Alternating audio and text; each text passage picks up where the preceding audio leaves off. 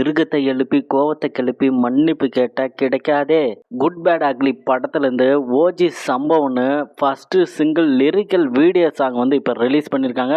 கேட்கறதுக்கு வெறித்தனமா இருக்கு. ஜிவி பிரகாஷ் குமாரும் ஆதிக் ரவிச்சந்திரன் தான் இந்த பாட்டை வந்து பாடியிருக்காங்க. சும்மா ஃபேன் பாய் சம்பவம்னா இதான் ஃபேன் பாய் சம்பவங்க. இந்த லிரிக்கல் வீடியோல நம்ம டீசர்ல பார்க்காத சில போஸ்டர்லாம் ரிலீஸ் பண்ணியிருக்காங்க. அதெல்லாம் சூப்பரா இருந்துச்சு.